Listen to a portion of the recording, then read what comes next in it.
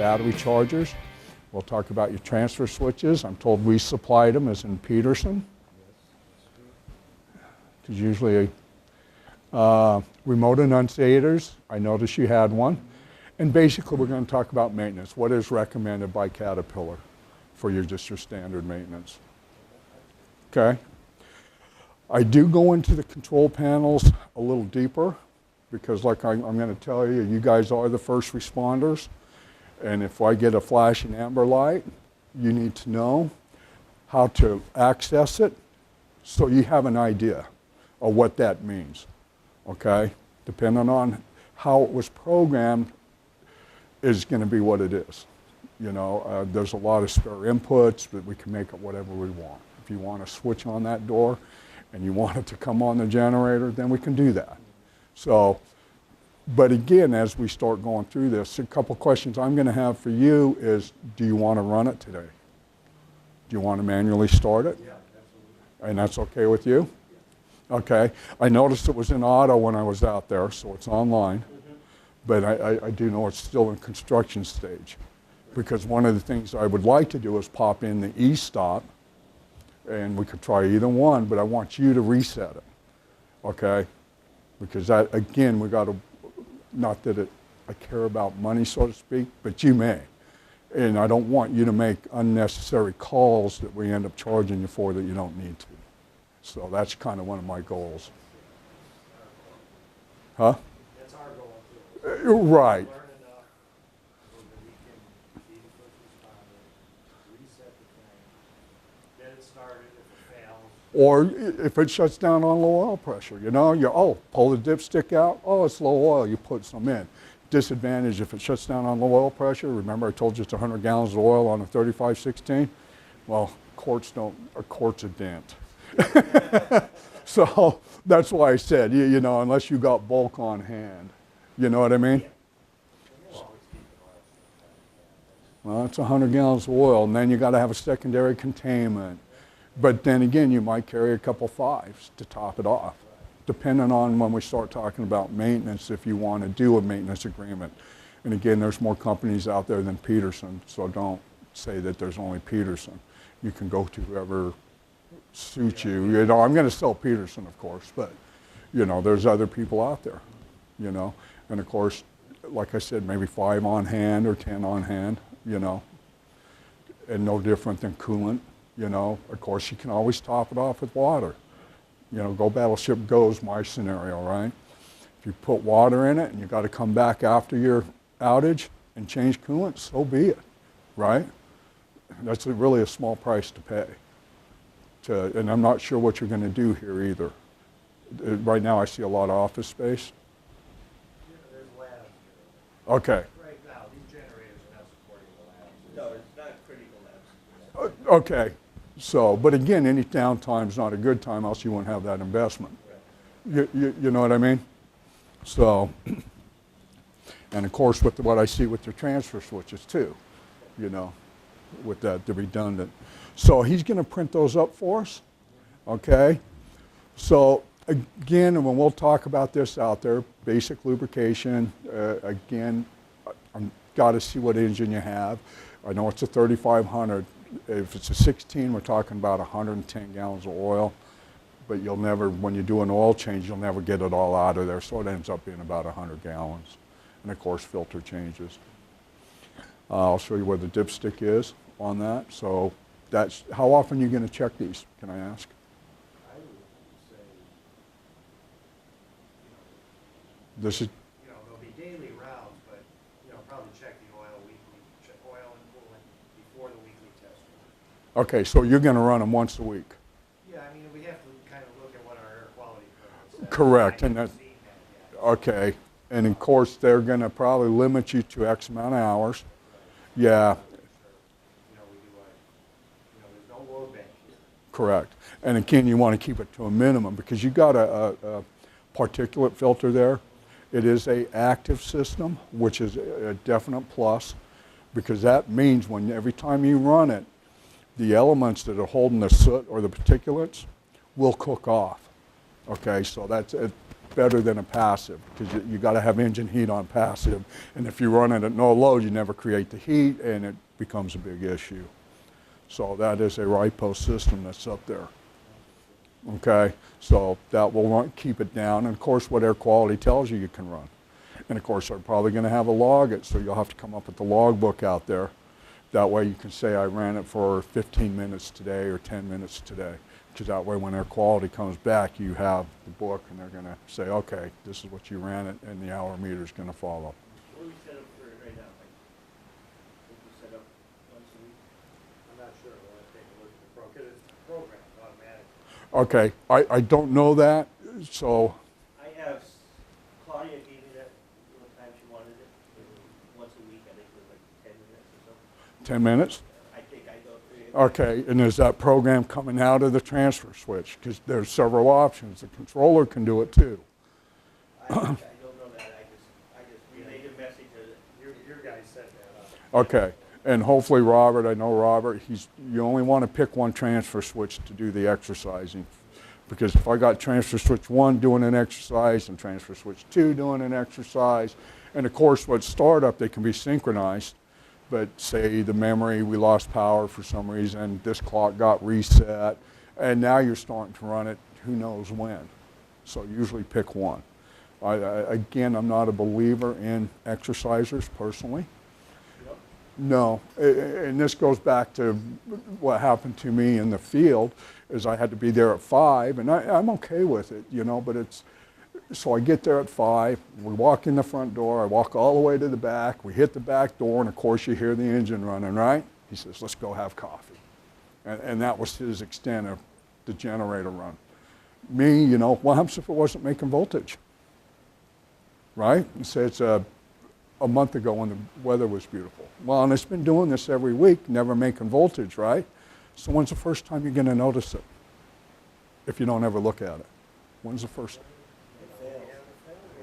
Wrong time to be calling Peterson or finding out, because I could have fixed this a month ago. Does that make sense what I'm trying to say? That's why I don't believe in it. We're going to have a log book. And they're going to be there. And I'm okay with that. We want the automatic. From where I came from, we had on-site building engineers, highlight building inspectors. We test ran that. And you were there. It was not on automatic.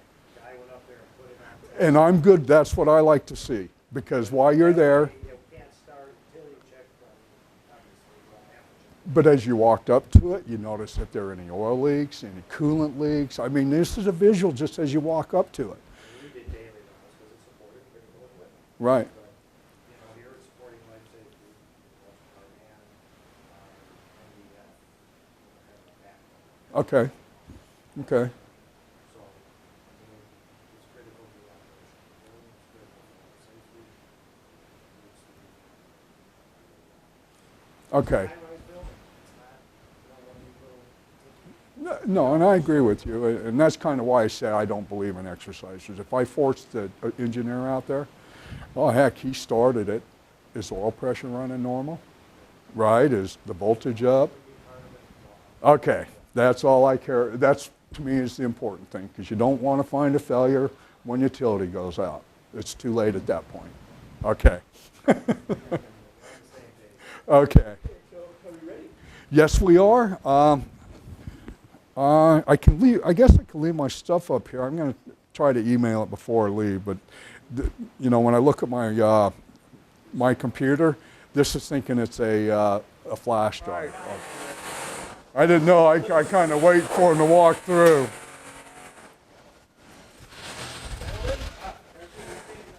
I got those right here in my pocket. Yes.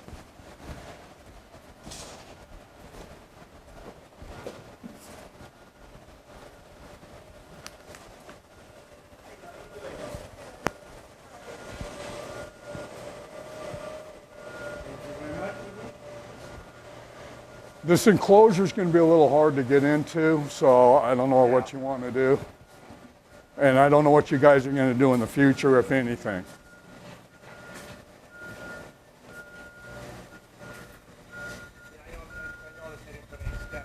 Yeah, it's the white marker, you know. Whoops. So, Yeah. It's Just- just a little float, huh? yeah, it's just a little float.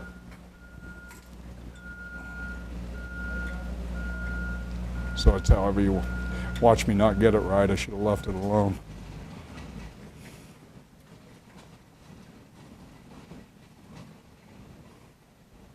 How do you like it? Like that? Yeah, that's fine, as long as we can see the.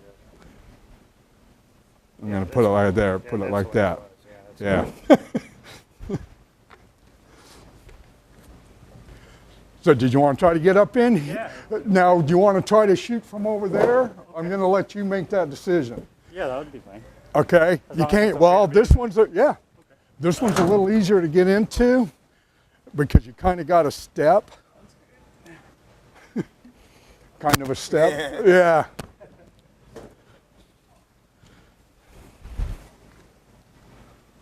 So did you say there were some muffs here or not?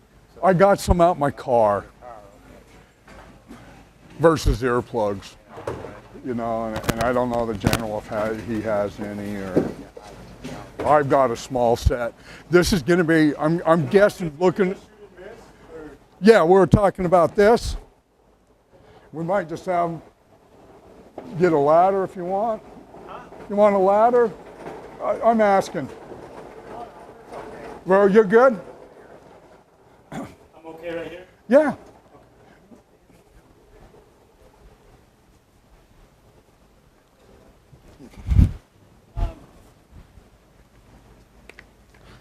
And I'm going to try not to get up in here either, so. Oh, no, it's fine. I mean, I have the president on it. Okay. Whatever you use to start to come out. This is only a 12 cylinder, so this one holds about 87 gallons. That's it, huh? That's it. Yeah, it doesn't hold very much. Like I said, it courts, you know, they're going to get some stuff there. Are they? Yeah. But yeah, Only 87 gallons. only 87. That's why I say courts don't mean a whole lot, you know? Okay, because we're not going to start it right now if you want to keep going. Yeah.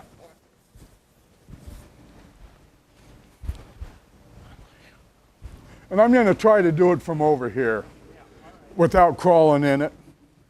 Yeah, I mean, but we gotta get to the control panel. Yes, we do. You know, since this is a You hear okay? yeah, since this is the first thing staring me in the face, we talked about the gauge, and it's just a float that goes in here, right? So again, you got your cam locks for your fuel vendor, and you'll probably have that subbed out. Oh, yeah. Okay, this is a requirement by the county, the state, the Moore County, Bay Area. This is a spill fill, and there is a drain right here. Where does that drain to? Because it will dump right back into the main tank, yes. So, but that's a requirement. Things that we're going to see too, we have a block heater, okay? It does have circulating pumps on it now. Oh, really? And it's a good way to do it. The first time I fired one of these up, I thought, man, it's not getting hot, it's not getting hot. But you know, when you're doing a startup, it got warmer faster, okay? So, but there is a circulating pump for it. And well, I noticed the circuit breakers were over here, so that's a good thing too. Inside of here should be a transformer and a contactor to operate it. So is this the heater itself? This right is the here? heater Yeah. itself, Right. okay? And the thermostat should be in this end, okay? And what do you usually set them at? I like to see about 120 off, 100 on Okay. is a good number. One time Cat wanted to do 140 degrees, but man, they were hot. Yeah. And they just cooked the seals. You know, good for Peterson, right? Yeah. Right. Yeah, but you know, it just seemed too hot. So about 120, All right. you know, and then in the winter, you may want to vary that. You know what I mean? If it gets cooler. Some really important things on your rounds. See these toggle switches? Well, they're not really toggle switches, they're breakers. Oh, okay. Okay? So an example, if I take the one on the right, it says starter, and I were to turn it off, I get no indication, but if that's off, and it got told to start, it's not going to So start. there's no light indicator there? Not for that. The other ones are going to be a little obvious. It's going to come up with error codes. But again, on your rounds, I would recommend that that would be one of the things you check. So when they trip in the down position? Yes, they do. Okay. But on the other hand, I can just turn it off. Yeah. Yeah. And like I said, the one on the left, it says ECM. Well, right up there in the front is the ECM for the engine. We call it an engine atom. Well, that takes the power away from that atom. The one in the middle is called aux. That's the power that's going to the control panel. So obviously, if that was off, your panel would be dead, right? Well, yeah, you know, your annunciator would be dead, et cetera, et cetera. The one that kind of bothers me the most is the one that's called SM, you know, because again, there's no real indication. So again, I just tell people to check it when they're doing their rounds. Just something to look at. Motors goes to ground and trips that thing. Well, yeah, it's just a current thing, and it's, yeah. And of course, you see 2 starters on a 3512, that was optional. So you'll get a quicker start time out of it. Again, we got fumes disposal. They're going out to the front of the enclosure, okay? So that way you won't see it. Not that it matters, but see on that harness right there, there's a yellow cap thing. This is where a technician can plug in their laptop to communicate with it. Oh, okay. Okay, so this is how we talk to the engines now. Right. Yeah. And then, and we'll look on the other side. I think we can get to it, just going around the, but that upper housing houses my fuel filters. There's 5 fuel filters and they're cartridge style. Yeah, right there as you go up, that thing's the fuel filter housing. The back side, we'll go to the other side, and right below, yes. And then the other side, the one right below it's my oil filter housing, and that houses 3 oil filters. The other nice thing that they've done is they've given you ball valves. You see the ball valve on the heater hose? On this hose right here, right there, there's a ball valve right at the block. Right about there is that ball valve. What's nice about that is I can change hoses without draining your cooling system, or change a heater without draining your cooling system. Just kind of FYI, since you're up there, right there on the front of the head, there's a sticker, right? Yes, that is my information sticker, model serial arrangement, and we also have model serial arrangement here, okay? So those are numbers that if you're trying to order parts, you may want to give to the parts guy. But I'll give you another number if it's up here, if I see it, but it's a package number. Any questions on this side? I think I've kind of covered everything up into here. No dipstick, no... Dipsticks looks like it's on the other side. Coolant, we're gonna, once we get up there, we'll look at that. Okay? I'm gonna sneak in. I see you have a fire extinguisher. I hate this thing. You notice you have this. Yeah. Okay.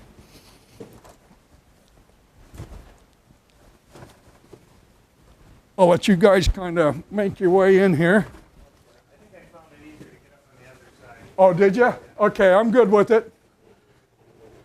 Robert didn't show me the other side.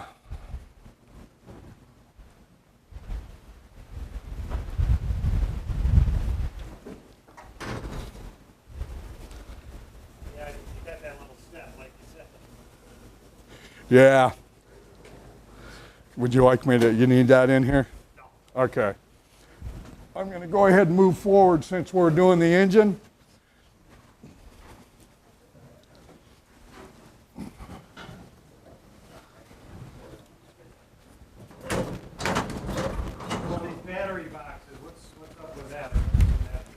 That's actually a requirement, I think. Yeah. Obviously, part of maintenance Is to check the batteries. And these probably have their filled. And what I mean is you got to check the acid. Because when CAT sends the new ones, they can't give you maintenance free. We don't know how long it's going to sit. Right. Yeah. But if you do a 3-year change, you always have that option to put in maintenance freeze. I got it. Okay. Again, this is my fuel filter housing. Okay, this is fuel filter housing. It houses the 5 filters. They're cartridge style. There is a kind of a courtesy drain here on both the oil, and this would be for the guy who services it. Yeah, right. You know, but this is the priming handle. So after I service it, or say I ran it out of fuel, I gotta, right? You don't have to be pouring fuel in there. No, not like a Detroit. Yeah, It depends right. on which Detroit you had. Yes, sir. So you can see it, and actually, if you listen, you'll hear it return when it's full, because this is my return line. Okay. So, but that's how you would bleed it. Again, oil filter housing here, and this is where they're going to service it, because obviously I can pull the cover off and drag them out. You know, And how many filters are in there? there's 3, Three. 3 cartridge style. Sorry. Oh, no, you're okay. Okay, again, this is the aftercooler circuit. I see the radiator cap up there. Yeah, right. Is there any wiring? Oh, see the yellow harness? Oh, yeah. Okay, right. there's a low water level sensor Okay. on that end of that yellow harness.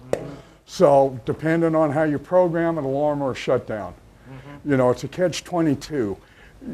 If it's low and you have it for a shutdown, it's not a real good reason to shut it Yeah, down. right. But if you had a massive failure, you know, so it's Yeah. really how the customer wants it. But then there's a temperature safety too, right? Yes, there is, but you got to remember, temperature safeties don't work without coolant around them. Oh, that's true. Yeah, yeah.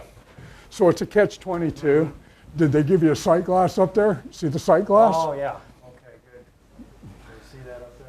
Which one is that? It's a See little that red silver. glass? Yeah. It's got silver and there's red in it. Okay. That's called a sight glass.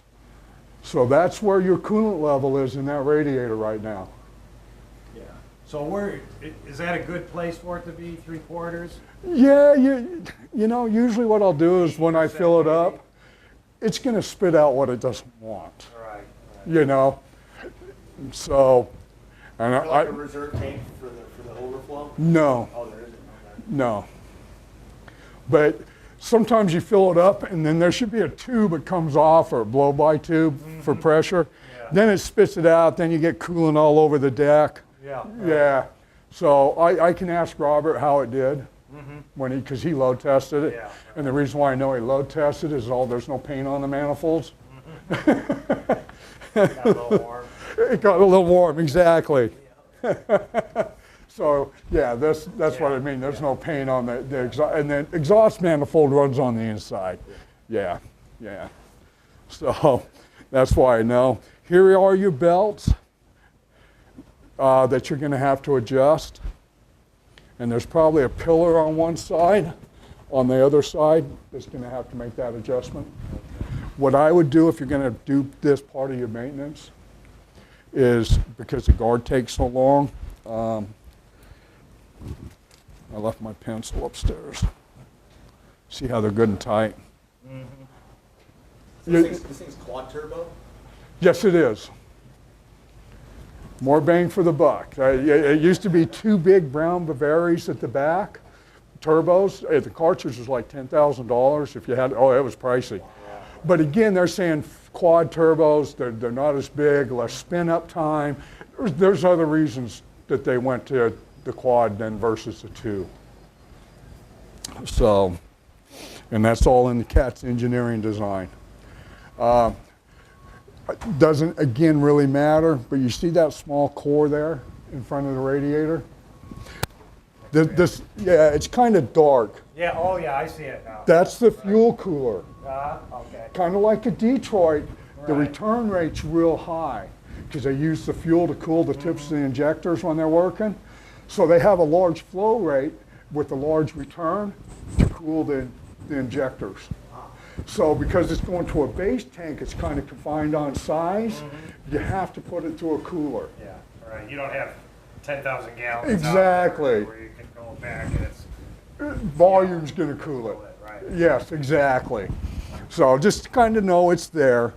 You know, it's nothing you can really do with it, you know.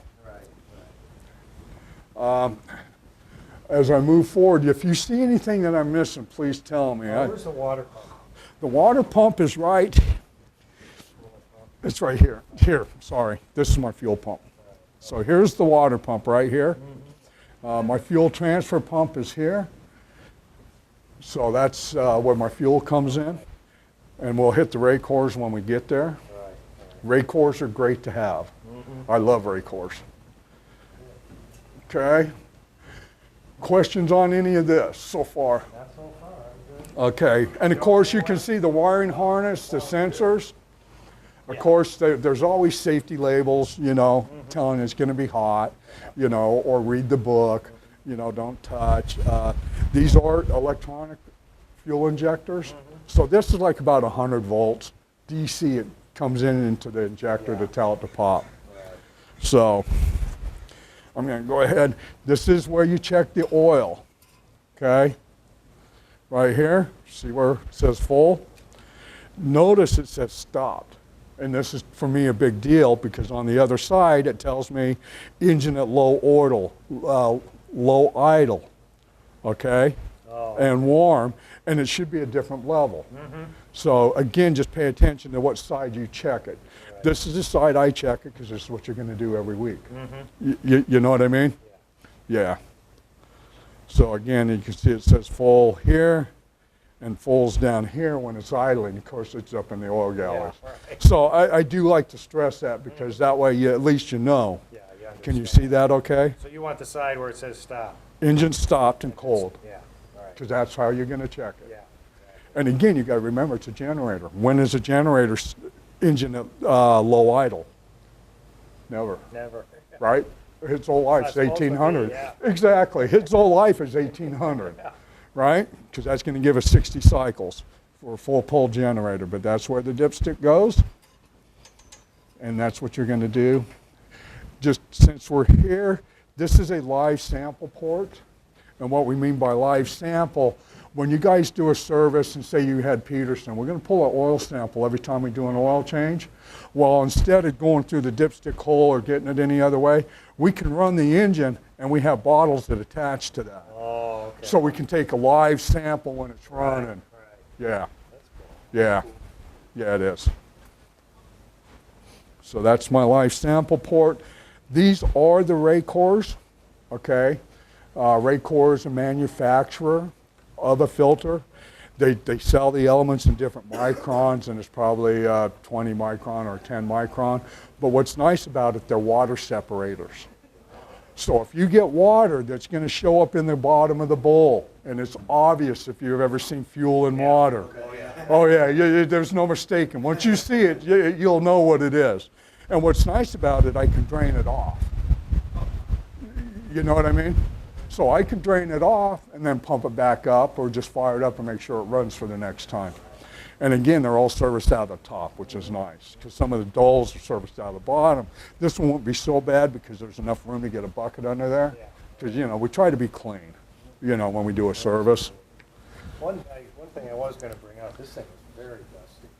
Okay, and I will bring it up. I don't know if that's a Peterson thing or... Well, it's a construction thing right now. It doesn't matter what's going on until construction goes away, it will always be dusty. I mean, it is in this enclosure, I don't know. Well, again, the louvers are open in the back. You know what I mean? Yeah, but So right now I mean, you until would like to see construction, it, you know, day one, you would like to see this thing. clean. And I agree with you. Hopefully the technicians, if it's our guys, you know, part of what I did when I do a service, depending on how often, I clean it off. Yeah. In fact, I had a couple in the front where the radiator was. What I did is I had feather dusters. It goes faster than rags. Yeah. Or you'll see me in here with the red rag when it's running, doing this, because it gets the dust off, you know. But right now, there's not a lot you're going to do with the dust because of the construction going on here, you know. We've got like a month until we open. You know. Right. I mean, the construction will still be going on across the way, you know, on the site, but still would like to see it. Now, one of the other things you notice is the block is warm. So that means my block heater's working, okay? You want to get something that's got cooling system in it, like that rear cover won't have any cooling system in it. You know what I mean? Yeah. So it probably can be about ambient temperature. Yeah, but this is the jacket, right? Correct. And of course, because of the panel, we're going to have an alarm on here to tell you when it hits 70 degrees. And you call up, usually when people call up and tell me they got a low water temperature alarm, first place I go is to that block heater, you know. Little breaker first, right? Well, yes, is their power. And let's see if it's in this panel here. This is my oil fill. Fill, right. Okay, so this is where I'm going to put my oil. It is a 3512, right? 6 on each side. So it's like 87 gallons of oil total. Okay.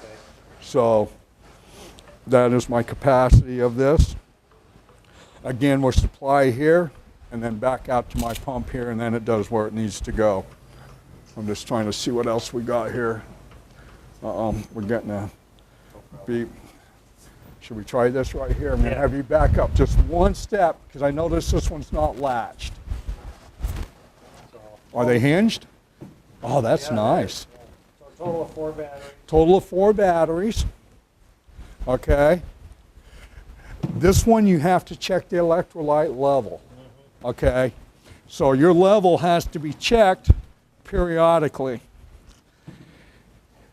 There's a little step in there and it's really hard to see. So is that a split ring? Yeah. Yeah, it is? Oh, okay. Yeah, so what you can see is you can see a little triangle when the level's right. But again, you want to maintain that Right. level. And Absolutely. yes.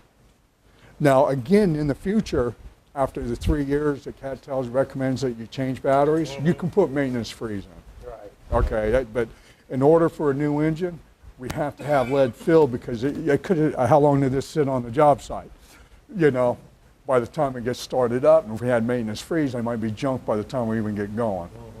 So, now hospitals used to require that you had to have these and fire pumps, but I'm told that law changed recently that they're allowed maintenance freeze. Yes, yes. So we got 4 sets of batteries. So you got a lot of cells to check. And we'll talk about what they recommend. Again, they're going to say 3 years, you should change them. And it's really cheap insurance, if you think about it. You know.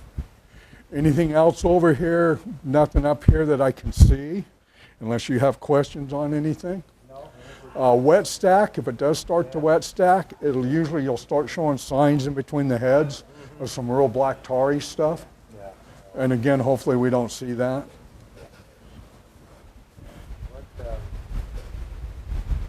So if we did run this 10 minutes, You're probably fine. Yeah, obviously it's going to be unloaded. correct. There's no load.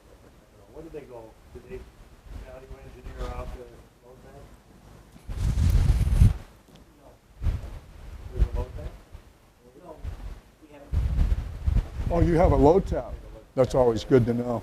How'd you tap it in? Can they backfeed it if they needed a backup? Sometimes, just kind of off, but sometimes you can bring in a rental and hook up to the same. Just go ahead and twist it off because it's easier.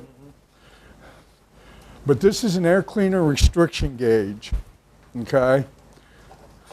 And it looks like this, and you can see that it's in the green, and you see the little green arrow there? See it? I'm pushing on a little bit. Oh, yeah. Okay, what happens is if my air cleaner plugs, it's on the secondary side, you can see that I've got 30 inches now, right? See how I pulled the green arrow down? right. And of course my indicator's in the red. Well, it's a press to reset, but that tells me my air cleaner's got issues. So you may want to look at that. Definitely. Yeah, so if it's in the red, you're pretty bad. You definitely got a plugged air cleaner. But when I found it, it was all the way up. You know what I mean? Even more up than that. But we'll try the other side, see if it pops. But that's how it resets, is pushing on the top. But these are air cleaner restriction. If you notice this fitting too, there's like a mesh steel in there. Yeah, it just kind of keeps the heavy particles from coming in on the intake side. And again, you can see that there's sensors on here. That's me. It'll go to a message here in a minute. But they're monitoring my air okay. restriction. Right. These new engines monitor everything for the most part. Okay, just real quick, generator information tag is here. So how many kW is this? I think it's 1.5, isn't it? I'm not sure. That's 1500, yes, 1500 kW, but that's my information there. Again, now with computers, see that number right there, that CAT number? That is a package number.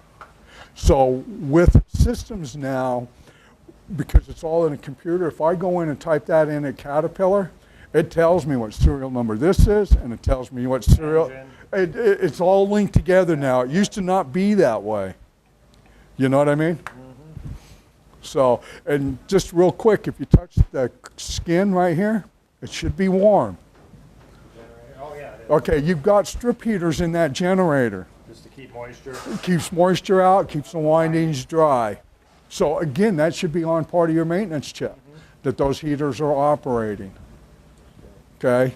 And I always tell people when I do paperwork, that's my belly warmer, because I'd always do my paperwork on top as I'm doing my reports, and it kept my belly warm. You know, so I don't know if I should tell you that, but yeah, that's what it is. That's what it was. Yeah, I don't know. Yeah, it's like a space heater. Yeah, that's a little different. You know, you don't see that usually when I get an engineer from back east. I'll see that in an enclosure. Right, because back east a lot colder than what we are in California. You know. You do have a lockout on this one. I'm not sure what you've locked out, except it said it was a heater. No, it says anti-condensation heater fire pump. I just know there's a lock on it. Okay. It's on the fire, for the fire pumps. Yeah, I don't know, but this is your distribution panel that I kind of wanted to talk about. This is what really makes it nice for a technician when I come in and I say I got to do something with the block heater, right? Instead of going looking in the building for where the circuit breakers are, they're right here. There's my space heater, there's my lights. They're calling it the tail heater up here, okay? And of course my battery chargers. So this is what's really nice, it's all located out here, you know, and I can just secure it without coming in and saying, where's your breaker, you know? So we need to put something on that battery charger circuit saying, do not turn off. And again, you should get an alarm for that. Okay, if that turns off, we're gonna allow, let's test that. All right, well, let's see. It might end up being low battery voltage. I don't know how they wired it. Right. So I'm going to go ahead and pop them both off. Yeah, I'll turn them off. It might just be charger fail or low battery. Yeah. I got to find the chargers. Let me see if I can find the chargers, because I haven't looked for them yet. I think they have the fire pump controller fed up here. Yeah, I'll leave that up to Cupertino, but yeah, you got LTS, ATS, LS, right? Your fire pump controller, and then we got the two ride posts. Okay, there. What'd we get? Battery charger, AC failure. Okay? Right on. Okay. It worked. It works. Well, it was on a timer. Yeah. We can program that. Yeah. But Which is fine. It doesn't need to come up. well, we don't want it right away. We want to allow for the generators, the utility to get back on. Right. Okay? Yeah. Makes a lot of sense. Yes, it does. Okay. So, but it does work, and we get an amber light. Let's see if it's logged anything. And we'll go through this here in a minute, Yeah. because I do want to spend a little more time here. There's 0 in the gen set. I'm going to go ahead and turn them off again. So let it time out. Is this the reset? Yes, I got it inside the building, and I got it out here. I just want to see if this is going to say anything as far as my control panel. So, but that's nice that, yeah, that you're going to get a charger fail Yeah. or an AC fail. So, but yes, this is an amber. Amber is an alarm, right? See how it says 1? It wasn't there before? Right. So, it's active. and we're going to talk about this, but it is active. My light went solid, but if I'm going to enter into it, battery charger fail present, it's 1 of 20. We'll talk about that. It's happened 16 times. I'm going to scroll down, I hope. Yeah. Oh, emergency stop. I need to enter into it. Let's go back up. Enter into it. Caterpillar has SPN numbers associated with everything, and we'll talk about that later. But if the time and date's set right, is it 10 o'clock? I got 10:06, and it happened on 10/12 of 12, so today's October 12th. So they're using European. Now, do you like that? We can change that, and we're going to do that. We probably should do it. Yeah. Yeah, okay, and I'm going to have you guys do it so you Okay. know. Right. But let's not go there yet. Let's finish everything else first. How's that? Absolutely. But it did tell us. So this is a great place to go get history. Yeah, right. Okay? Right. I'm going to get your chargers back up. Okay? So I'm just going to back up one. See how it went inactive? Yeah, right. Okay. And of course it's out. So you didn't have to reset anything there? Nope, because it was an alarm. Alarm only. Correct. Since it was an alarm. And the only thing you're going to have to do is acknowledge it. Yeah. And I acknowledged it by So accident. that silence is Yep. yeah, also It is- acknowledging. Yes, it is. Okay. That just told me that I've acknowledged it, and then once it went away, Right. and we'll pop it in again. Yeah. So we'll kind of leave this for a minute. I usually hit this last. Right. I think I've covered the heaters. These are your tubes, emergency vents. This is required by the county Yeah, probably. rupture vent. Right, 12 feet above grade, just like the 5-gallon spill fill, just like the high fuel level alarm. Those are all county usually required items that you have to have. And you know, there's probably a drop tube in the tank because it can't be more than 6 inches drop and all other rules. But in order for that to even get fuel in here, that all had to be signed off by the fire department. Fire marshal comes in or whoever they have do it. Once he witnesses all these tests, because we had to pressurize this vessel before we got fuel in it, and once he sees it, he signs it off. Then we can get fuel in it. Okay? So that, you mean on site, once it got on site? Once it got on site, it's a requirement that before we can put fuel in it, we have to plug all this stuff up. We're going to drop 3 to 5 psi in, depending on who makes the tank. And we're going to also do the secondary containment. And he has to witness that. Right. And usually it's a half an hour. If it maintains pressure for a half an hour, then that's part one. He wants to see high fuel go off. Yeah. And then that's part two. Once he's happy, he signs the paper, and then of course we get a fuel delivery. Until we make him happy, we're not going to do anything. You notice these say ripos? Okay, over here, and you had to crawl over them, but those things right there are the ripos transformers. It takes it and goes into 70 volts. Remember I told you there are heaters and we can't see it? Yeah, right. But this is what's going to cook off the particulates. Every time it runs, a bank of, depending on how many solenoids, but one of them's going to kick in, and that electricity from my generator is going to turn that into a mini load bank, so to speak. Okay. And what it does is, of course, it gets hot, and whatever particulates are there are going to fall off.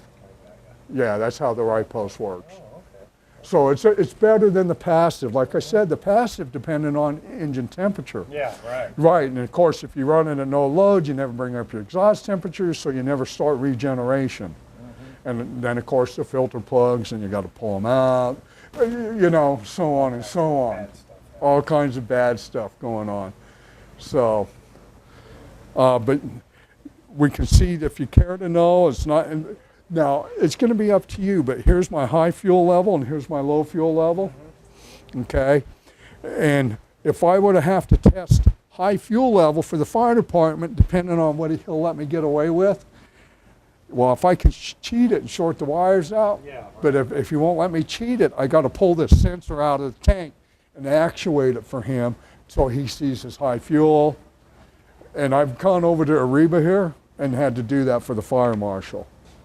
And that might happen to you guys. So it's either you sub it out or you do it yourself, you know. Okay. I don't think any questions on anything on the engine / generator, because if not, we're going to rock right into the controls. I do want to. The protector is for the secondary containment. That is for my secondary containment. So when he wants to see the rupture basin, I got to get that sender out of there. And it's just a float switch. Yeah, right. Yeah, and I have to pull it out, and I slide it up like there's fuel in it. The alarm goes off. He's happy. And again, Robert did something that might have been your requirements, but I will bring this up. There is a rubber boot. I'm not sure why Cat does the rubber boot thing. I saw that the other day. I wondered myself. And it is, and the bad thing about it is, you know, like I said, a lot of times you're going to see a lot of things happening just when you walk up to it. I'm going to look for leaks. Is the breaker closed, right?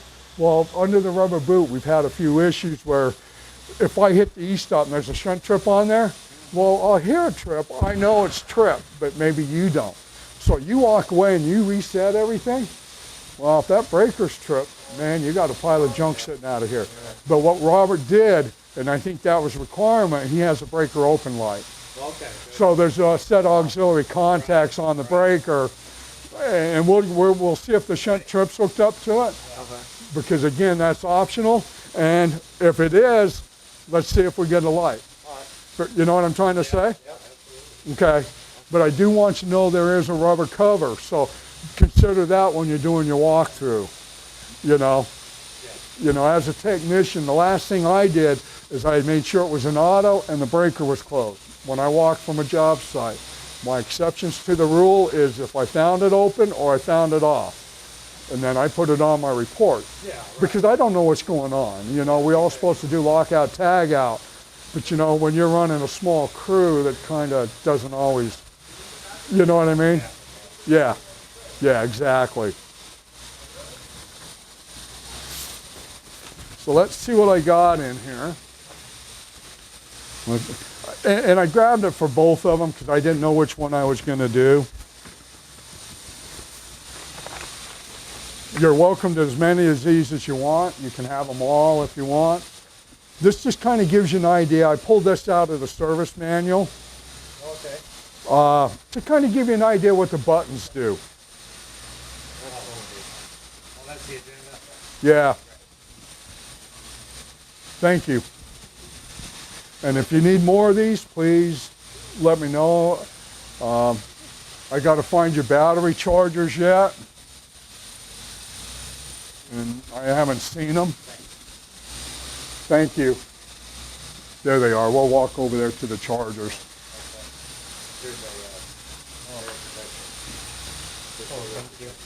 So when we run it.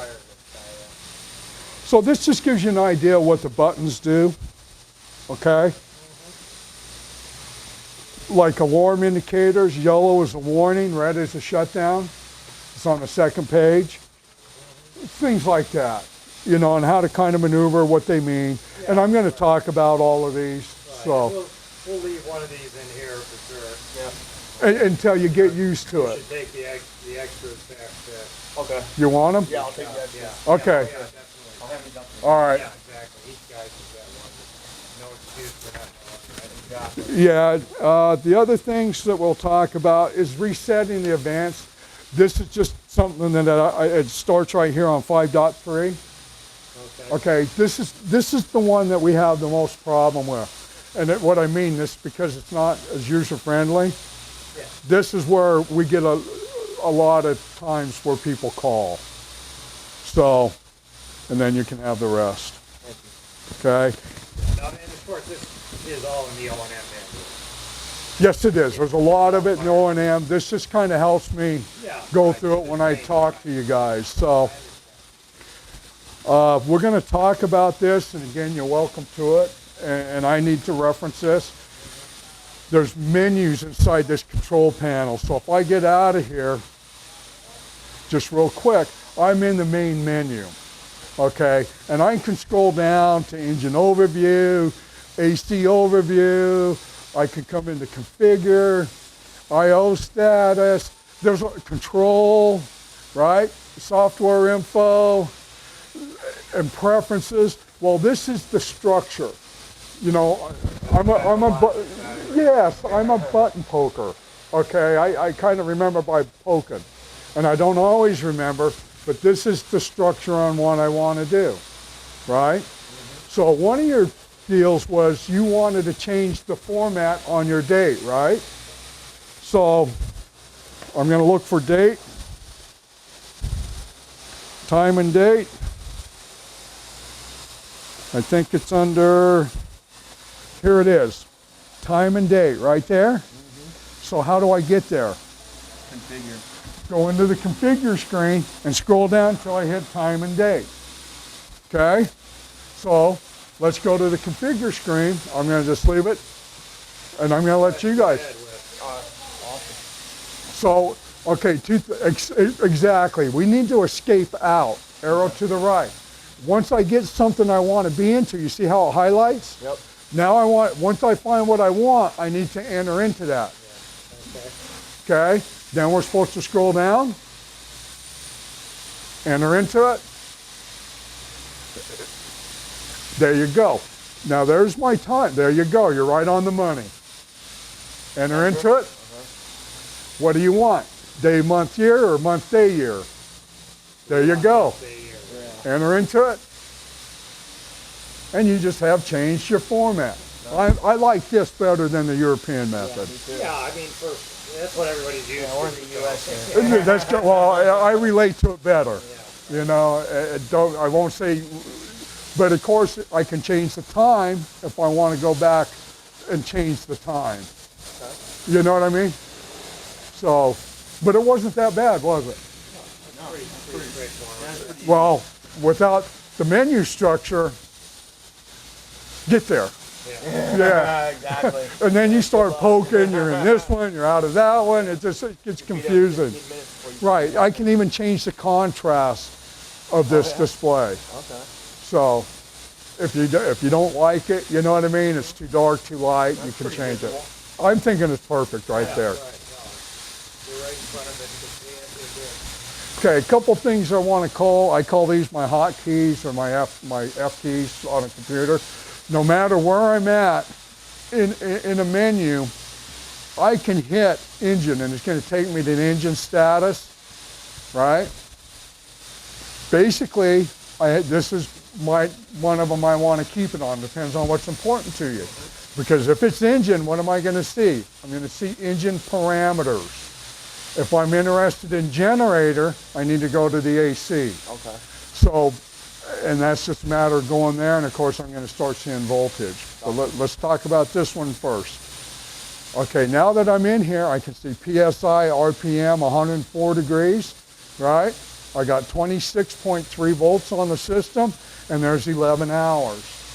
Okay, 26 volts from the battery from the batteries and the charger. and the charger. Remember, we're still on float. Yeah, right. You know what I mean? And that's the total run hours? 11.6? That is total run hours. I'm allowed to hit the down key now, right? Or navigate, because I'm going to get more information here.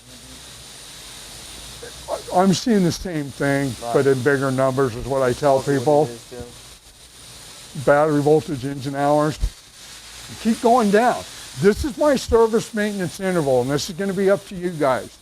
There's no paddle lock, but what this is telling me, I have 488 more hours and 231 more days to reset this. And I'm going to say, if you want, I will reset it since it's brand new. Yeah. Okay, because I don't want to come out for a call in 3 months and you're saying this is new, why do I need a service? This feature can be turned off if you choose to do so. It's just a reminder.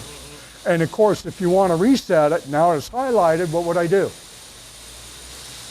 Enter. Enter into it. Do I want to reset that interval? Yes. So it went to 500 hours or 365 days. And again, this is an option. When they first came out, there was a paddle lock by this. You couldn't reset it. And Peterson got a lot of calls that how can you say that this generator's been out here for 2 months and it needs a service, but it doesn't really, because we weren't resetting them. Yeah, right. But how do we charge you for something? That's not a customer thing. Yeah, right. Right? So we ended up eating it. And of course, if we're going out at 7 o'clock at night, we're trying to troubleshoot a bad injector, right? If I'm at, 500 degrees on the left bank and 200 degrees on the right bank, obviously the right bank's got an issue, right? Oil temperature, it's 99 degrees. I'm scrolling down. Okay, here's my fuel pressure, crankcase, and my boost pressure. Boost is turbo boost. Crankcase pressure is what's going out to the atmosphere. Okay, and of course my fuel pressure. There might be a number you want to have down in your logbook, because if I'm running 70 or 80 PSI all the time and I go through my test run every week and I'm down to 50, that raises a flag. Do you see what I'm trying to say? That's a flag.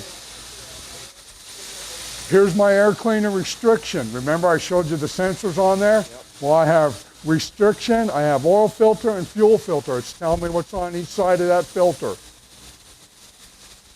There's my air filter restriction. This is the one I told you that you might want to be concerned about when you go into a long run. Right now I'm going to tell you, since the day of birth of this engine, they have ran 711 gallons through this engine. Okay? When I get it running under whatever load I got, I'm going to get a rate, gallons an hour. So if I'm burning 100 gallons an hour and I got a 1,000-gallon tank, well, now you can go ahead and figure out where you need to be. So this is where I'm going to go for that. Does that make sense? Yep. And again, no more information available. There's nothing else in that engine manual I can look at. Okay? I'm just going to pop right over to the AC. And we're just going to scroll down and see what's there. Okay? Average voltage, average amps, hertz. It does tell me power factor. It tells me my kilowatt and percent of load. Okay? Again, line to line, amps, volts, and hertz. Let's see what else is in there. Line to neutral. This is three-phase, kilowatt on phase A, phase B, phase C. These panels are getting smarter. You know what I mean? Big time. Yeah. Again, you know, power factor, total kilowatt and percentage, total kVA, total kVAR. Again, this all has to do, this is an energy meter. This is like the same thing, but it's an electrical hour meter. Again, we see it's padlocked because Cat needs to know how many hours are on this. Average. I'm going to see what else we got in here. Again, excitation voltage, because we got a smart regulator. I can come in here and read what's going out to my exciter inside this generator. Yeah, so I got voltage and amperage. Again, you know, I can use that for a troubleshooting aid. Okay, and again, no more information available. Okay, so if I go out to main menu just real quick, and this is engine overview, if I go there, that's the same button as this. If I go down here to AC overview, that's the same button as this. What else is in there? Configure, I don't see why you should be in there, but if you want, you know what I mean? Best stay out of that Yeah. I/O status might be a good one to come in. Right now, I'm going to go ahead and do the charger thing again.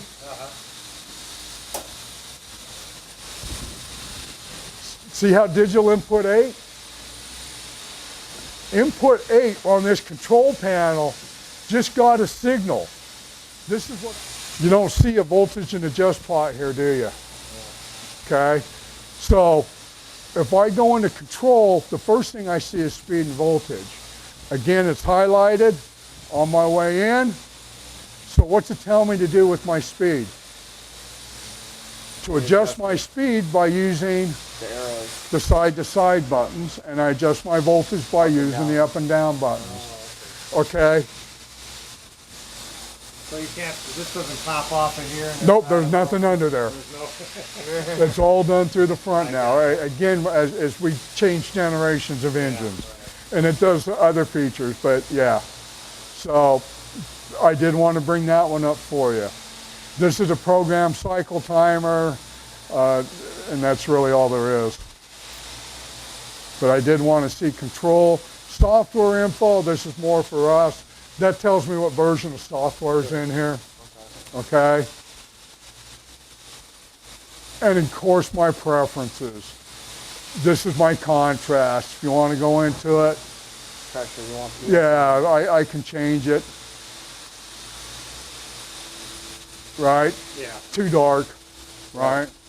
25 looks pretty good.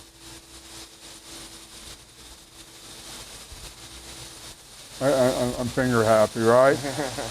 So let's escape out of it. So that's kind of how this screen works. As far as the main menus and things like that. This is for you, for a breakdown. If you want a cleaner copy, tell me, and I'll email you one. This will be good. For Oh, yeah, some reason, our for copy, email, that'd be great. yeah, my copy machine or Peterson's you'll notice everything's got lines on it. Yeah. Well, I just took some originals that I do when I do this and ran them through. Okay. Wherever you want to be is where we're going to be. Okay, these are my main control buttons right here. Okay. If I'm in stop, can I go ahead and hit stop? One, I should get a not in auto if it's turned on. That should go to green, Yeah. right? Amber light, right? Now if I wanted to go look at it, just say you didn't know what it was. How would I go look at it? Logged events. So we got to escape out. Escape out. Yep. The first one we see is we need to enter into it. What this is telling me, total active events is 1. Okay. Right now it's in my gen set control. Okay. It's already highlighted so we can enter into it. Not in auto is present. I'm going to go ahead and silence the horn now. Okay? Okay. And of course we're going to get that every time we go to stop. Sure. Okay? So, And that does come up in the little annunciator. Yes, here, it and does. Probably in the remote. oh, it's already in the remote. Because the remote is just a. A mimic of mirror. this. Yeah. Yes. So, but it does. But I can go back in because it's the last one that came in. This controller holds 20 events. So I can come in and say, well, that's the last one that came in. Well, I'm going to go ahead and scroll down. There's 2 of 20. I created the battery charger failure, right? And I can go all the way down. There's 20 of them in here. Okay. And I can, anytime I can come in and see when was the last time my main circuit breaker was open. Well, let's enter into it and find out. This is the SPN that's associated with it.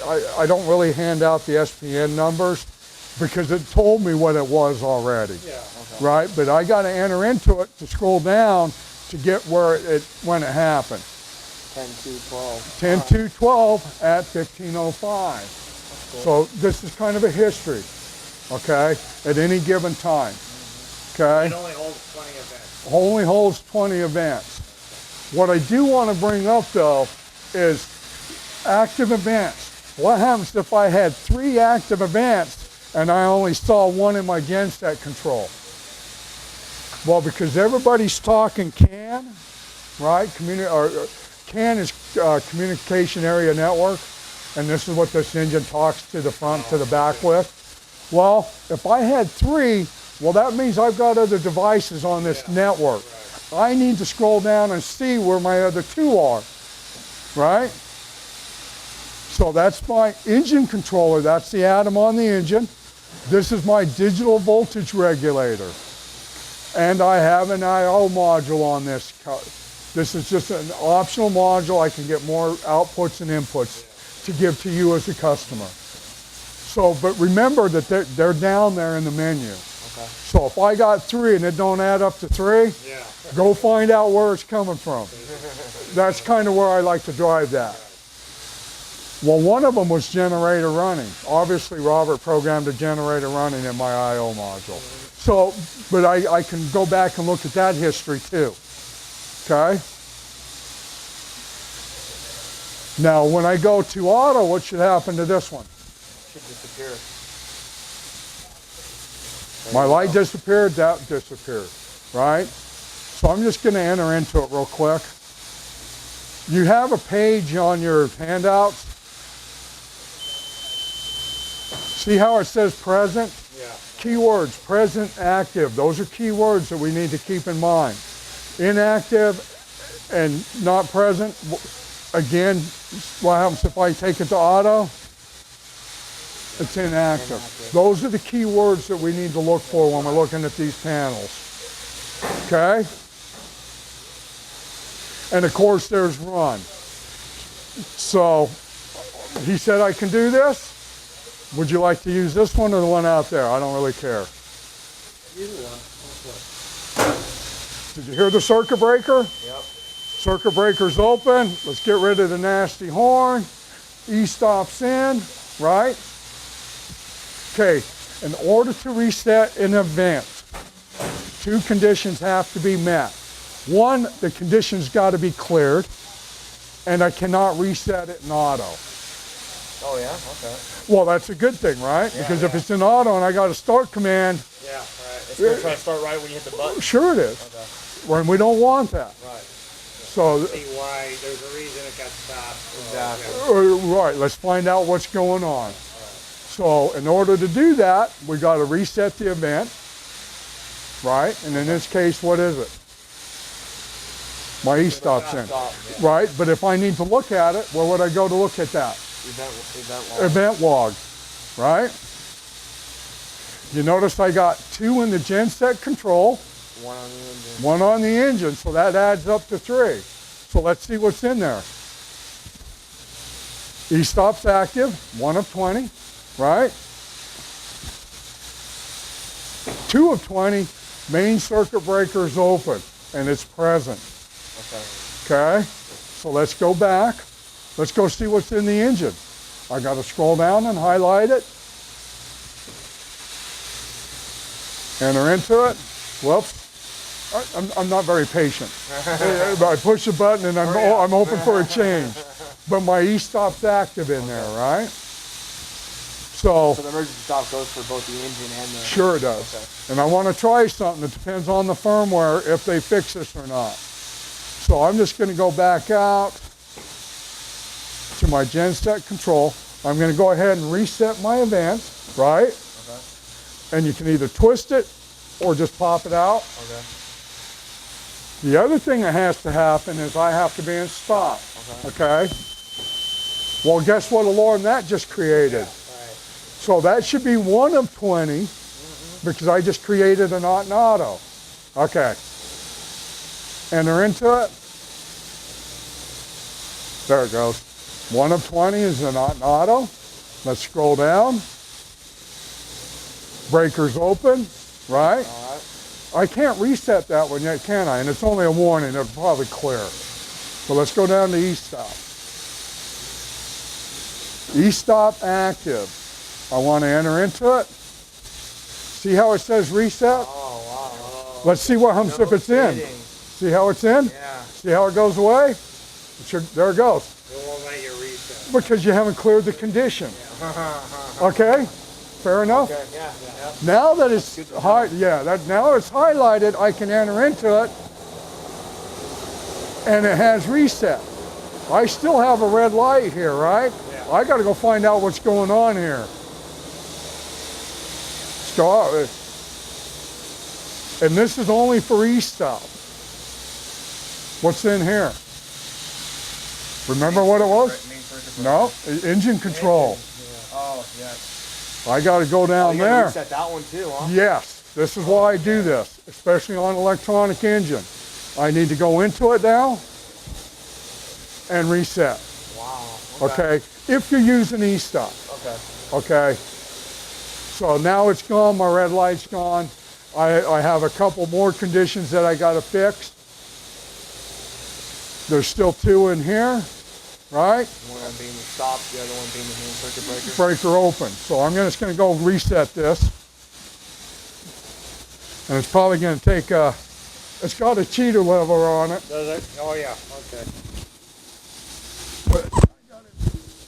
It's a big breaker. Yeah. So it's probably going to take a little emphasis. Yeah, not too bad. So that should have cleared. And I'm down to 1, right? Yep. Which is not in auto. Control switch not in auto. Put it in auto. And everything should go green. Awesome. Okay, we're good? That's good to know. Okay, and that's kind of like why I like to do it. Yeah. You've got to reset it in 2 places, or at least See double that check driving it. some Don't, crazy. huh? Yeah, just trying to pay attention to my lights, and of course, that'll turn green. We're gonna go ahead and run this. I guess we do the next thing.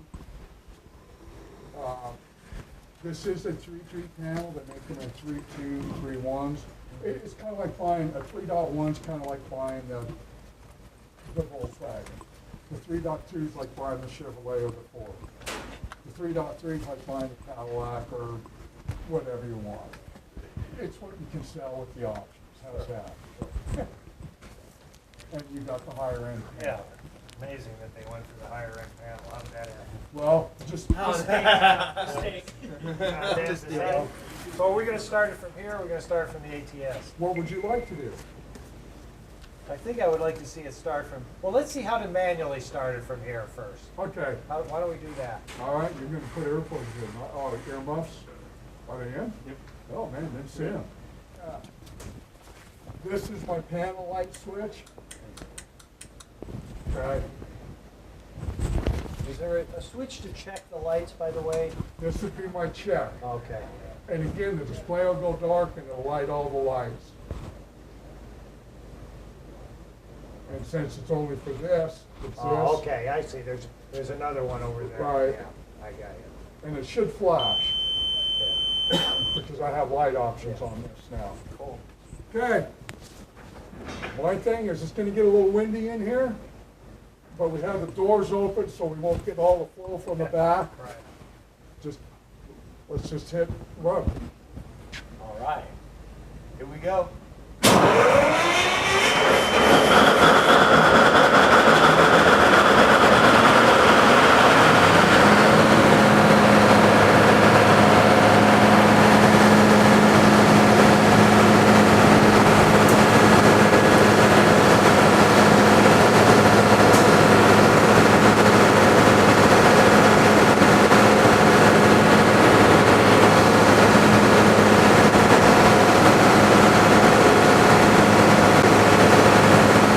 Personally, and I'll talk to Robert about this, I personally like to leave it in the ATS because it's easier to program there.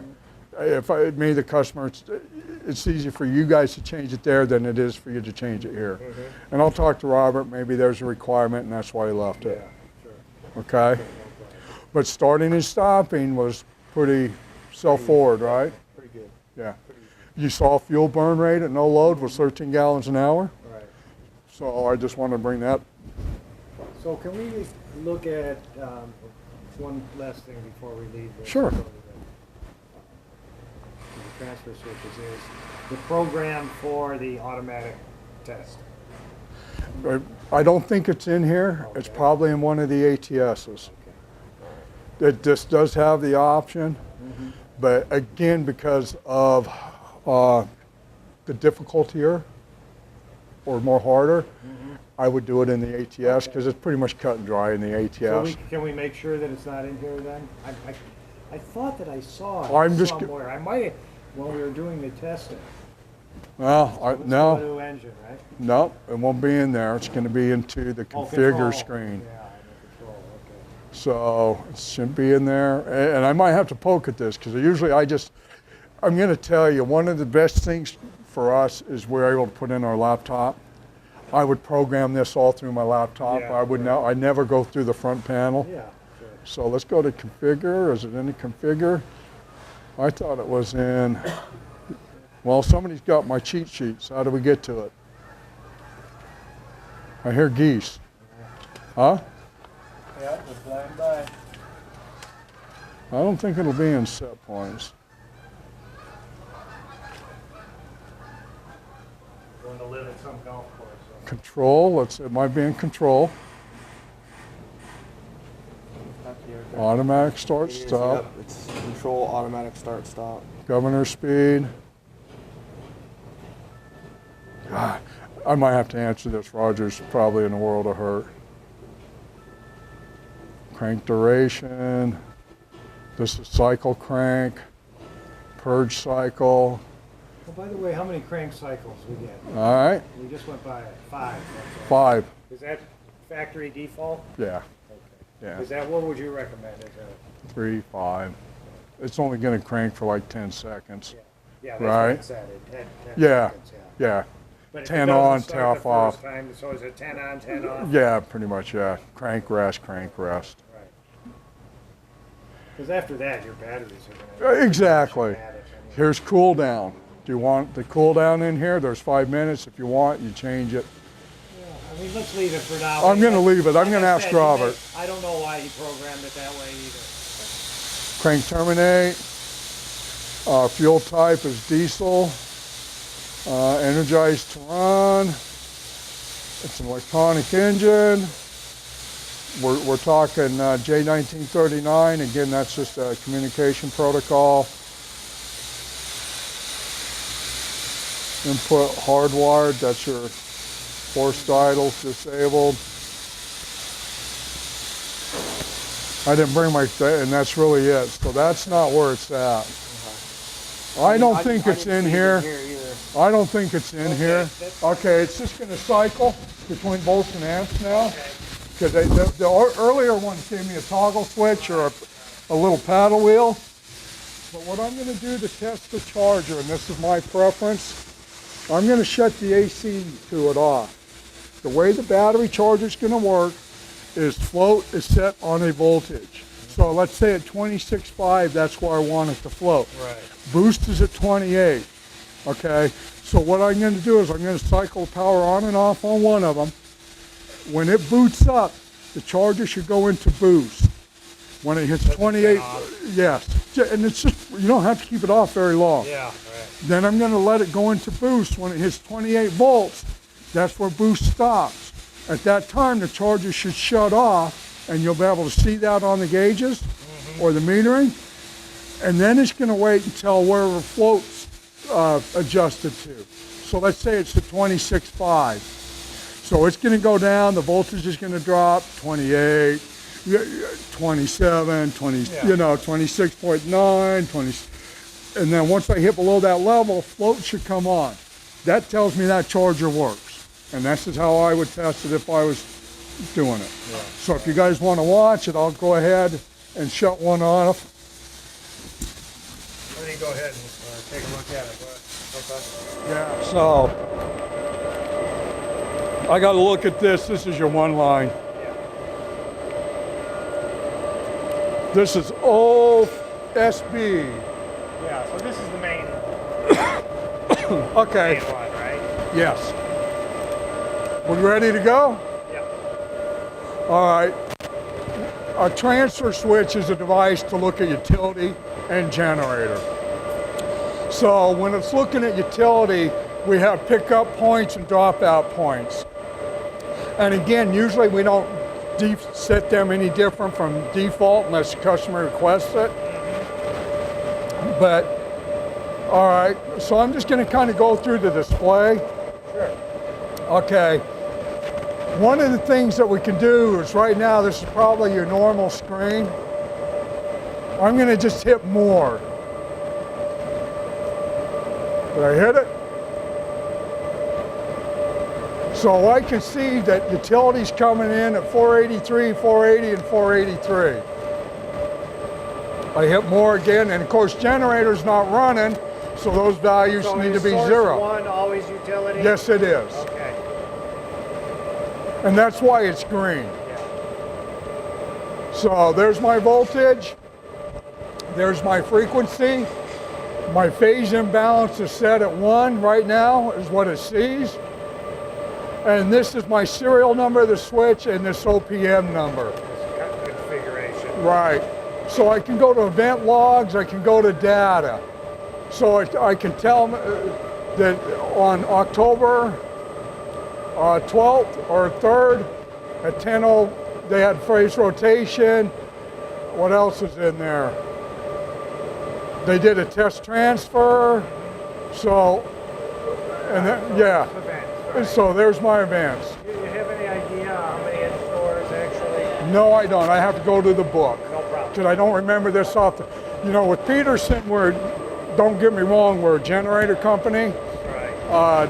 Now Peterson has these cat branded with, okay. yeah, they're the same switch, they just got cat on them. Yeah, right. Well, they also sell the Eaton product. Oh, So okay. again, you know, my familiarity is I got a poke. Yeah, no problem. Okay. So inside of here, we're going to go and look at, say, let's look at configuration, right? Okay, so here's my user setup. It's on a weekly test. Oh, okay, it is. Okay. Okay, yeah, Maybe this must be where I saw it. yeah. So there's a weekly test.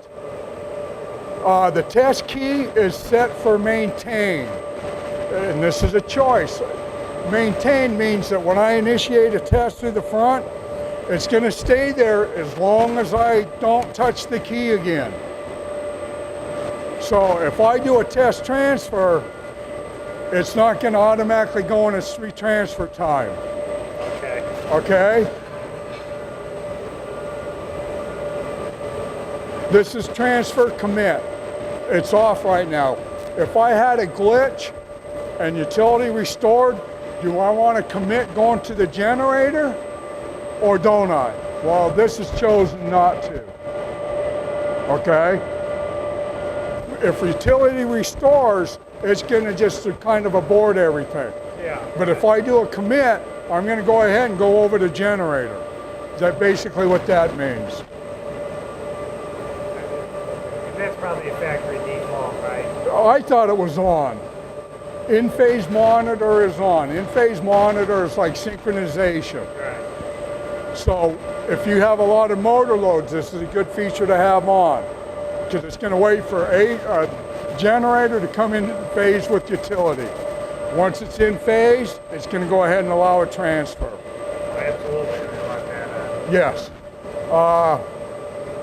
Source 1, if source 1 under frequency dips below a set point, it's going to go ahead and tell the generator to start. You should be getting, yeah, if it drops below my frequency set point. Right. Utility's usually pretty good. Yeah. Yeah, on frequency. This is, see, right, for source 1. Right. Source 2, under voltage.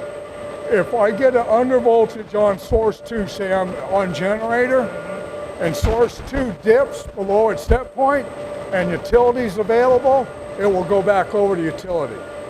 If it's not, then it has nothing to go back to. And same thing on frequency.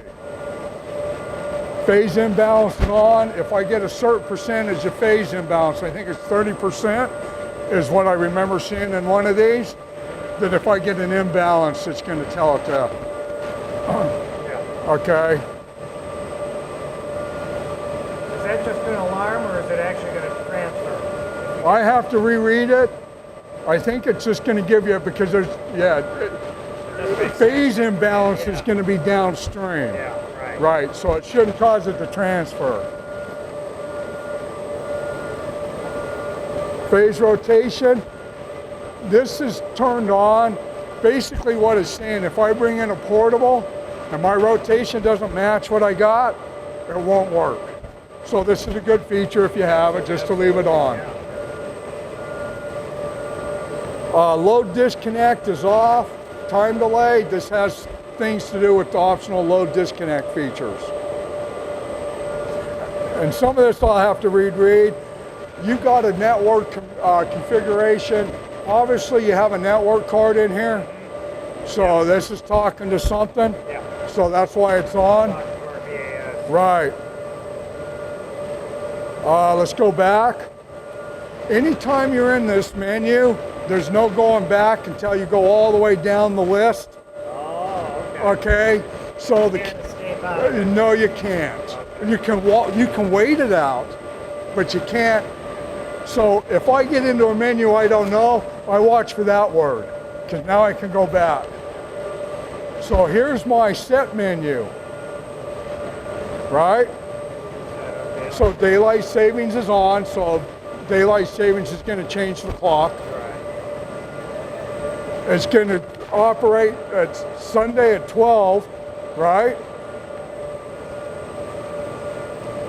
Is that on? Did we say that was on earlier? It was on, wasn't it? Yeah, it was. Sunday at 12, we don't want it set there. That's Well, that kind of goes back to if I got multiple switches, pick one, yeah, right. okay? That's why I'm concerned Okay. about that. And it's to exercise at no load.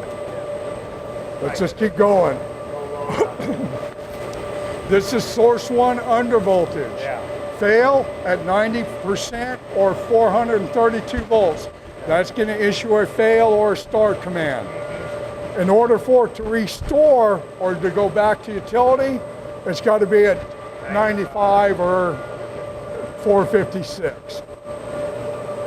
There's my under frequency source, 56 and 57. And that value can be changed. Usually I don't change these. Okay, source one over frequency. Source two, under voltage, under frequency, over voltage, over frequency. There's my imbalance. It's fail at 10 and restore at 8.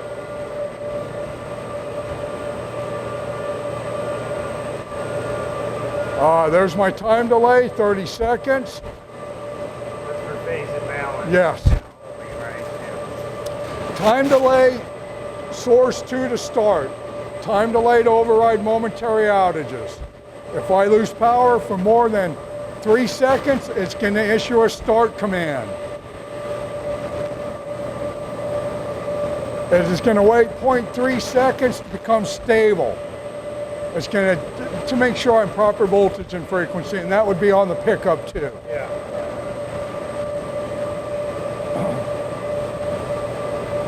This is a pre-signal. This is what the elevator people are going to ask for if they controlling the elevator, Yeah. right? So this one doesn't have anything in it, but because it's 0 seconds. But sometimes elevator people like to know when we're going to do a transfer to tell the elevator people to do something, or to tell the elevator to settle to the first floor, to go to the first floor, whatever they want to do with it. Okay, but there's nothing there. Source one stable. So this is going to be to make sure source one is stable. What it's telling me, once utility comes back on and it's stable, it's going to start counting down for 30 minutes. Okay. So that's how long that test is going to run once I get my source one stable. Again, if I want to select it, I can change that. And I'll show you how to do that. This is my stop delay. There's no cool down in this transfer switch because all the cool down is out there. Did that make sense? Yeah, right. Okay. Yeah, I remember we went through this with, it must have been Robert was here. Right. When we were commissioning These. Yeah. This is my calibrate mode. So if I change a device, they should be already calibrated, and there's a procedure in the book how to program the box to the controller. Source 2, of course, we're not going to see any values, but in order to do it, I have to get my generator running. Okay? And now I'm back. Now tell me, is there since you are already in this, is there a password?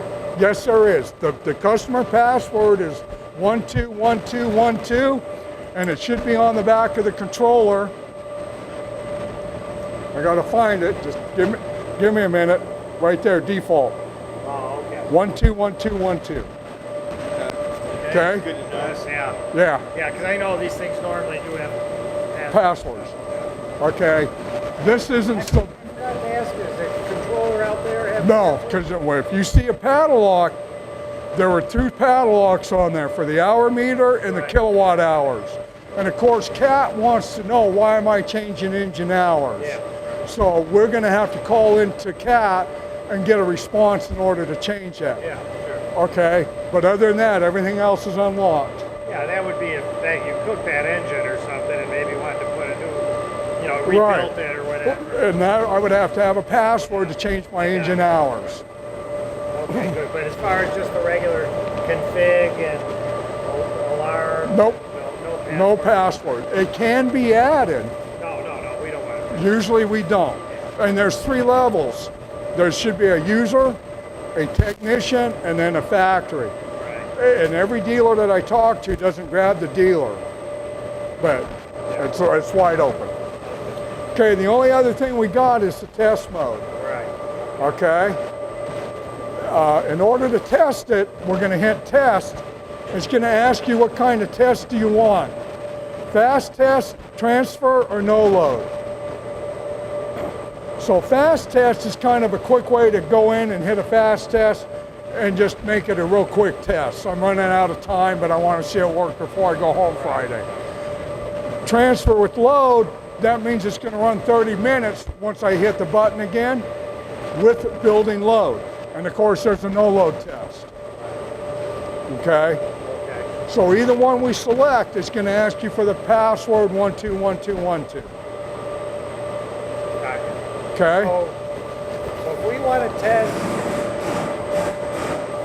and transfer over, I'm going to use the no load test. Now, I got 2 choices, fast test or a normal test. right. So I want to understand what this transfer load means. That means I am going to go from generator's going to start and run. I should get a light. This is going to be break before make, though, right? Of course it is, yes. Yeah. They do have closed transition, but this is not a This is closed. not a closed transition. Right. So that means if anything that's not UPS protected is going to drop. It's going to be a fast glitch. Remember, normal's here. It's how long do I go from here to here? Right. But if there's labs up there that are Right. non-UPS protected, they will see that glitch. Well, if they're not on emergency, Yeah. Who knows? If they're on emergency, then they'll see that glitch. they'll see that glitch. If they're non-UPS protected.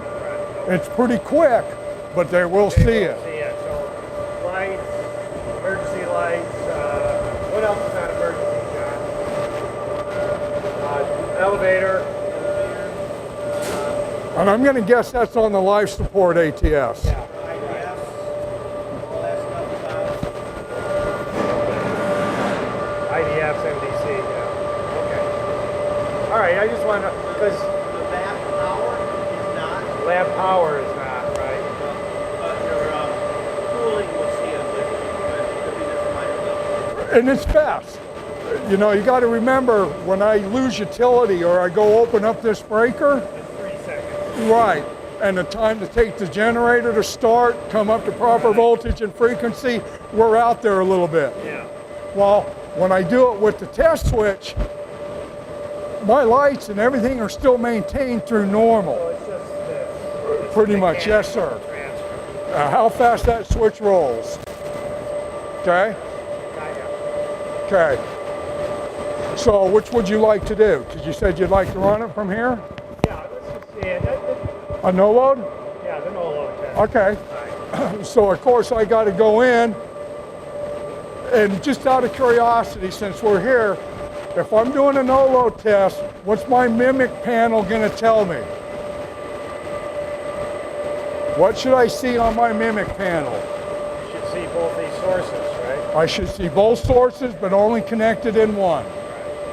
Okay? And that's vice versa. If I come in and my generator's running and I get that phone call that I'm on generator and it's not going back and you think utility's here, and it may be, the first thing I'm going to do is I'm going to look at this light. If that green light's not on, I may have single phase, I may be low, but it's not going to do anything until I get that green light on. If you come in and say, well, look, all my lights are on, first thing I'm going to do is probably open the door and check it and see what I'm seeing on the switch. Yeah. Do you see what I mean? Yeah. Use it for what it's worth. It's telling you something. Okay. So I'm going to do a test, right? I've selected no load. Access code is 1. These buttons are hard. 2, 1, 2, or it might be my fingers. If I go ahead and do it, counting down, generator should be started. Starting, I hope.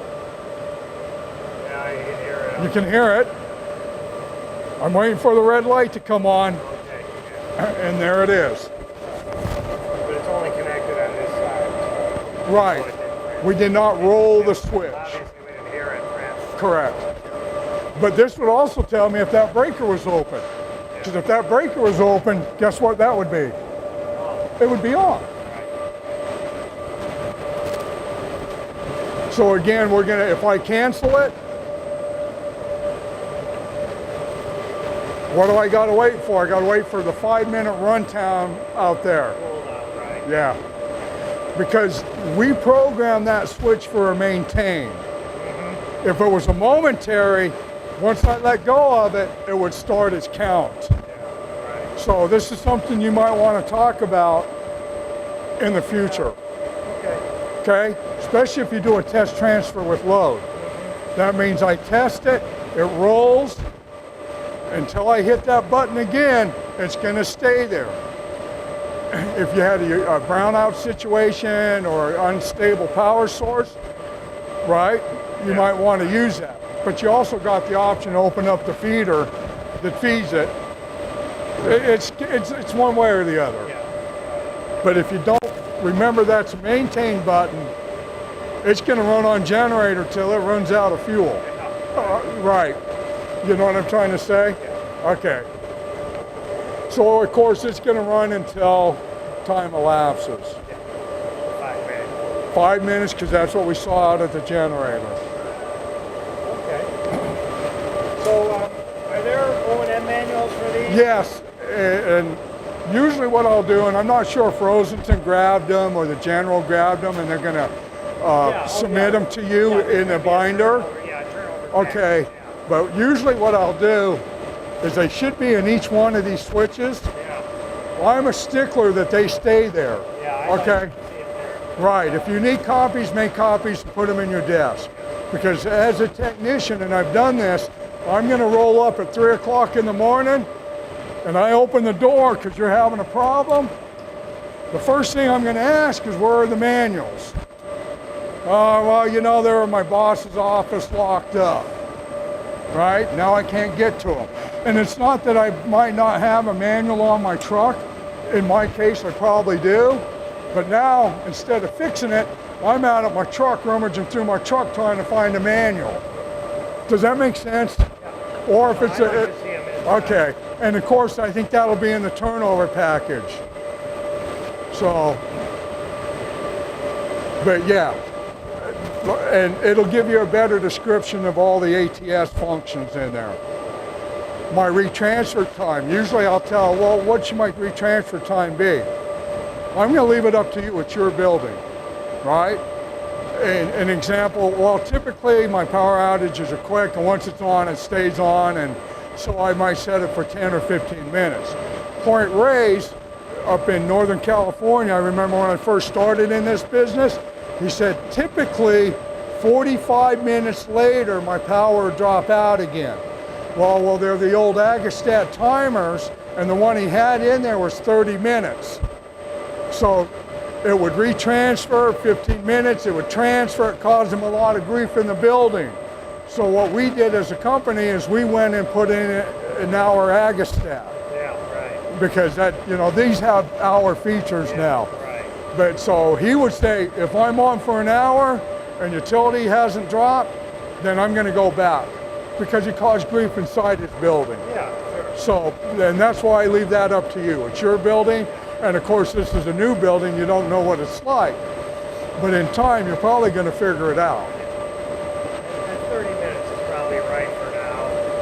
And again, if I want to change it, all I have to do is go in, and once I get to my source one stable, I have to hit select, and it's going to ask me for a password, 121212, right? I'm waiting for it to shut off. But let's see if I can get there. Let's go into set.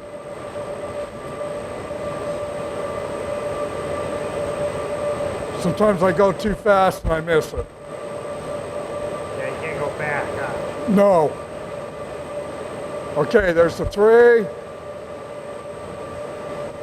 There's the 30. Yeah. So if I wanted to change it, it's going to ask me for the password. And then I go 1, select. 1, 2, 1, 2, 1, 2. Now I can go up and down. And then of course I got to hit save before I can save. Oh, it's going to the next one, yeah. And now I can go back and go through the menu. Either you can wait it out or look for the word back.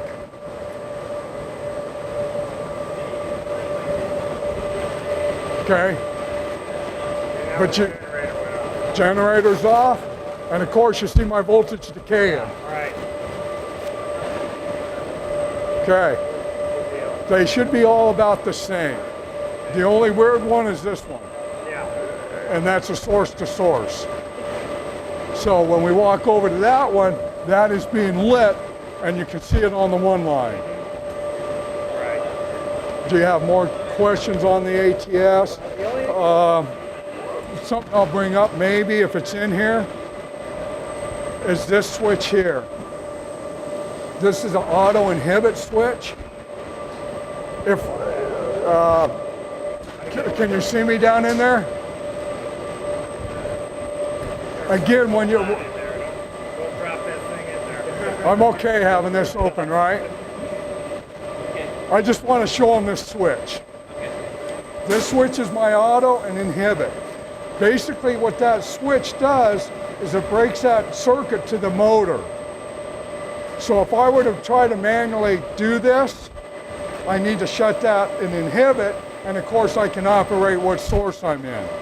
And the reason why you want to inhibit it is if I'm trying to go to source 2 and it wants to be in source 1, I'm pushing down, and of course the contacts, if I don't make a clean break and it's to hold me back, I'm going to fry those contacts. That's what it's there for.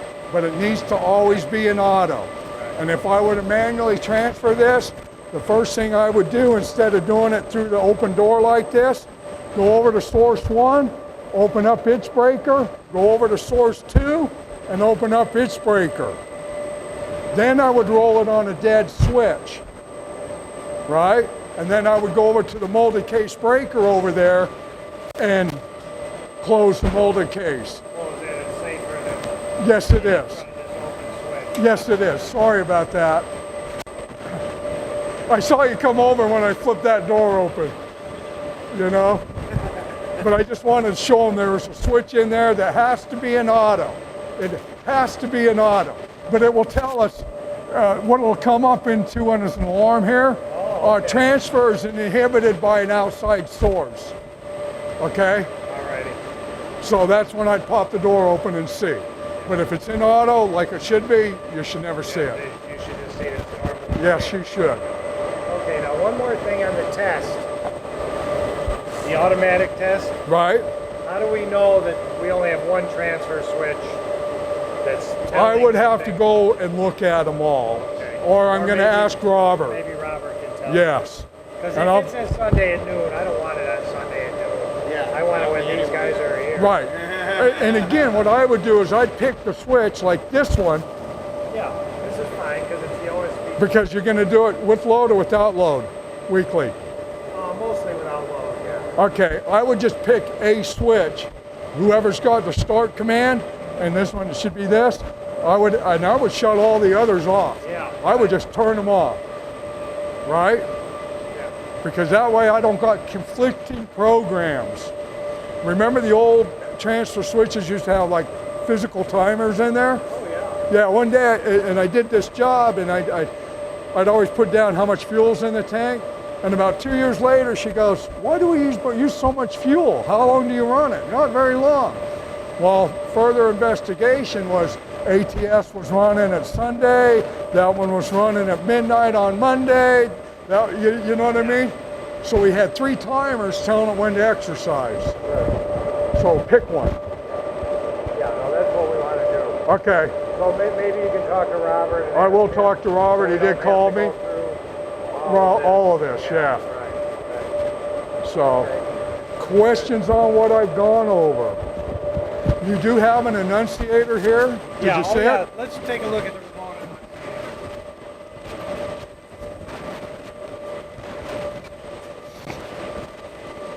And something I forgot to bring up on either the local or the remote. What this tells me is this is my network status. When I have a solid green, that means it's communicating. Right now I got one, or a technician's got one, this is flashing. That tells me the power's there, but for some reason we've lost communications.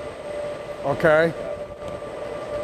So, but that's what this is on for. And of course, panel lights. I don't like the way they did the switch. I'd rather have it down up, but you know, there you go. And it should cycle and give you a horn. And give you the horn. Right. And it should mimic. If I hit E-stop out there, it should have showed it in here. Yeah, we could have come over here while the generator was running. And seen it? Yes, we could have. The other couple things that, and I don't know how Robert left it, in these enunciators, we can have what's called global acknowledge, or not global. That means if I get an alarm out there, when I hit silence on global, it silences them all. If it's not on global, that means I got to walk over to every device I got out there on the network and hit the alarm silence. But other than that, that's just a programming thing. But this should mimic everything that we got. So like low oil pressure, we're going to get an amber and a red, right? That's why we have two lights. There's the shutdown, and that's an alarm. One light, one status, two lights.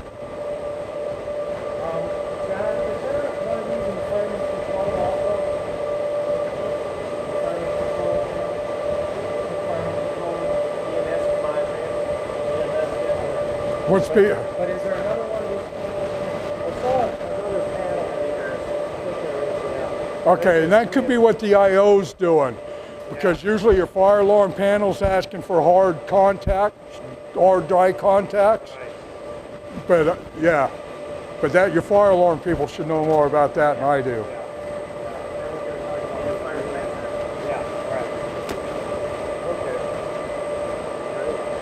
Is there any questions that I may have missed, or anything that you'd like to ask me? Maintenance, again, just real quick, recommended maintenance for your generator. CAT recommends once a year for oil change, maybe a load test. Yeah. Good point. So where are the stabs for it? Under here? Straight under there, they're just dead bus bar? No, we have whips that come out and you can just plug into them. So they're cam locks? Yeah. So you got a bunch of whips down in there? Okay. Now, So, this also has a shunt trip. If we That's this here? Oh, that shuts the generator breaker off. okay, If we have problems here, we can open that breaker. okay, This also has, if we lose utility power, right. Why you're doing a load test? we open this breaker. Okay, which is a very good thing to do, because if you're doing a 100% load on that generator and you lose utility, if you don't get the load off, you're going to overload it. Yep. And what they've done is they've given you an automatic means of shunt tripping this off. So if you have a Peterson guy out here and it shunt trips, and you see him over here trying to reclose the breaker, you better beat him on the back of the hand, because there's a reason why the breaker tripped. Yeah. And Chuck, like you said, it has cam locks. And the wires just come out and plug right in. Right, and I see it's a manual charge breaker. Okay. Okay. And this is what they call the God panel, so this is where all your power comes in. Yep. All right, this is the ATS, LSR, OBS that gets fed off of this to the other two switches, right? Yeah, so Yeah. this is like something required. LRS is the required. It's not like safety. It's legally required. Legally required. System. Right. Yeah. Yeah. So that's the elevator. Fans, Some elevator. fans, a pressurization, Yep. stairwell pressurization. Right. Yeah. Yep. Yeah, and then this is the OSP, obviously. Okay, and then of course you got your life support. Yeah, your life safety. Yep. that you have to have for whatever code you fell under, depending on what your application was. So this top's open, the shunt trip only? Just shunt trips a breaker, or does it cause the engine to die? Shunt trips breaker. Shunt trips breaker only? Yeah, breaker. Yep. Yeah. So that's a good thing to know. That means generator stays running. Yep. Okay. Other than that, maintenance, they do recommend every 3 years to go through coolant, hoses, belts, right, and of course an oil change, but batteries. We talked about batteries briefly. 3 years is really a cheap insurance. I know 4 batteries of that size are not going to be cheap, but what you lose is just not worth it. Yeah, when they put that Caterpillar brand on there. No, and I agree with you. And I agree with you. I know some of the hospitals, they do it every 2 years. You know what I mean? They swap it. It's just, Yeah, you don't want to have a battery. no. And you don't want to have a battery failure if the technician, like me, came up and wrote it up, and then it did it. Yeah, right. Yeah. And it never got done, because we've had that happen too. So I think I've covered everything. Yeah, well, I think we're good. Unless you got anything else. No, I think that's great stuff. Yeah, Okay. Chuck, you know where the other ATSs are over here? yeah. Yeah, the other 2, life support, and that's the LS is there, right?